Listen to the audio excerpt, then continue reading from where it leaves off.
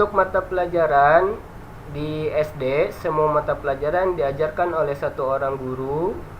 Kalau di SMP, masing-masing mata pelajaran diajarkan oleh guru yang berbeda.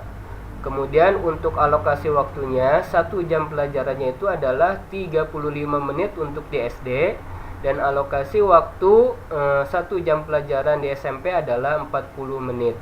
Nah, ini merupakan perbedaan yang umum dari kurikulum SD dan SMP. Selanjutnya kita lihat struktur kurikulum untuk SD dan SMP ya, supaya kalian bisa lebih jelas perbedaannya seperti apa. Nah, di sini sudah Bapak tampilkan. Di sini ada struktur kurikulum SD, di mana untuk mata pelajarannya di sini ada 9 ya, 9 mata pelajaran. Kemudian di sini yang di sebelah kanannya adalah kurikulum SMP, struktur kurikulum SMP. Di sini mata pelajarannya ada 10, nanti akan ada tambahan muatan lokal, maka jumlah keseluruhan dari mata pelajaran untuk struktur kurikulum SMP ini ada 11. Dan selanjutnya di sini kalian lihat jumlah alokasi waktu per minggu untuk beberapa jenjang ini memiliki perbedaan karena memang di beberapa jenjang ini ada mata pelajaran yang kosong ya, atau belum dipelajari seperti itu. Nah, kalau untuk di SMP jumlah jam pelajaran per minggunya ini tertutup sama, yaitu 40 jam pelajaran per minggu untuk setiap jenjangnya, yaitu kelas 7, kelas 8, dan kelas 9. Nah, ini ya, dari mata pelajarannya berbeda, waktunya berbeda, jumlah alokasi waktu per minggunya juga berbeda. Kemudian guru yang mengajarkannya juga berbeda. Baik, itu secara umum perbedaan antara kurikulum SD dan kurikulum SMP. Oke, kita lanjutkan.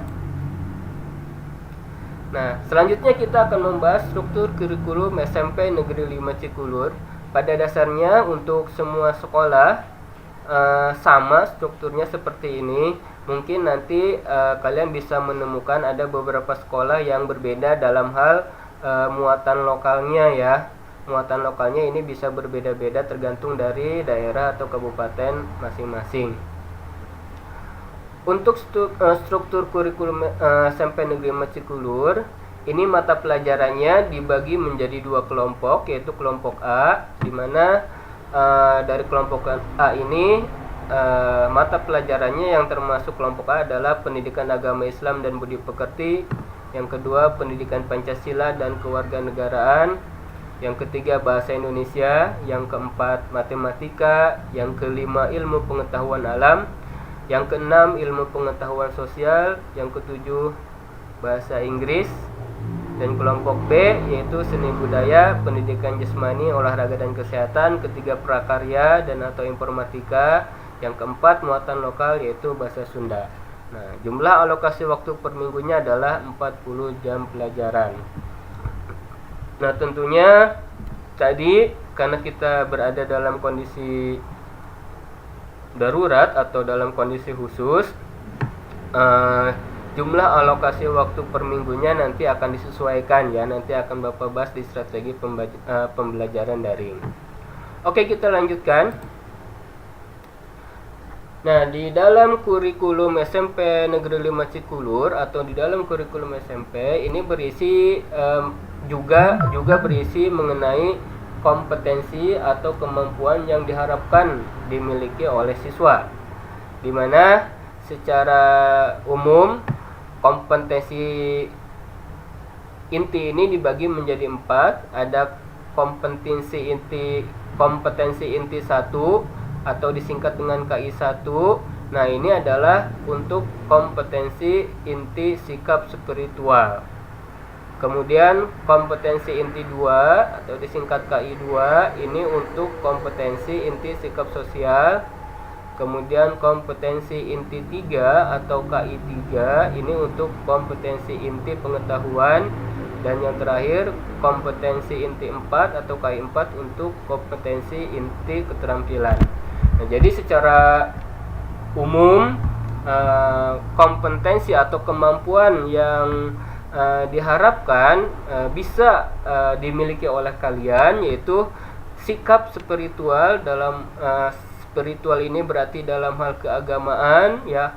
Kemudian sikap sosial, contohnya misalnya ketika kalian berkomunikasi, bekerja sama dengan teman kalian atau di rumah kalian, berkomunikasi dan lain sebagainya.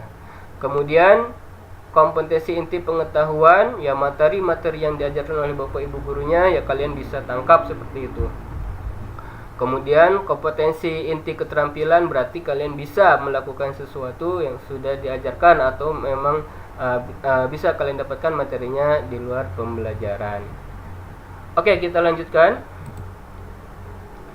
Nah, di dalam kurikulum juga terdapat apa yang disebut dengan kriteria ketuntasan minimal atau disingkat dengan KKM. Nah, KKM ini diperoleh ya anak-anakku berdasarkan aspek kompleksitas. Kompleksitas ini adalah sulit atau tidaknya materi yang akan diajarkan. Kemudian aspek sumber daya pendukung, artinya sarana dan prasarananya. Aspek intake, artinya kemampuan awal siswa nih. Kalian nanti intake-nya kayak gimana, ini akan menentukan nilai dari kriteria ketuntasan minimal untuk masing-masing mata pelajaran. Nah, selanjutnya ini Bapak tampilkan KKM di SMP Negeri 5 Cikulur untuk tahun ajaran 2020-2021. Nah, kalian fokus di kelas 7 saja mungkin ya. Untuk pendidikan agama Islam dan budi pekerti, KKM-nya adalah 70 untuk semester 1 dan 2, PPKN 70, Bahasa Indonesia 70, Matematika 65, IPA 68, IPS 70, Bahasa Inggris 68, Seni Budaya 70, PJOK 70, Prakarya 70, Bahasa Sunda 72. Nah, ini adalah nilai minimal yang harus kalian peroleh ketika kalian menyelesaikan seluruh program sekolah atau program pembelajaran selama 1 semester.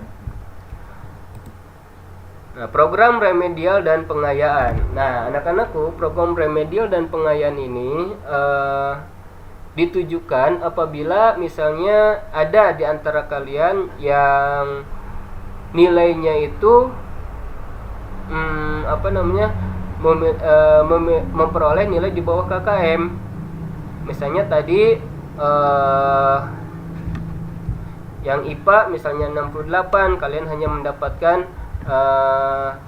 50 misalkan. Nah, maka kalian akan mengikuti kegiatan remedial ini yang tentunya untuk pembelajaran dan materi yang disampaikan nanti akan ditentukan oleh Bapak Ibu gurunya.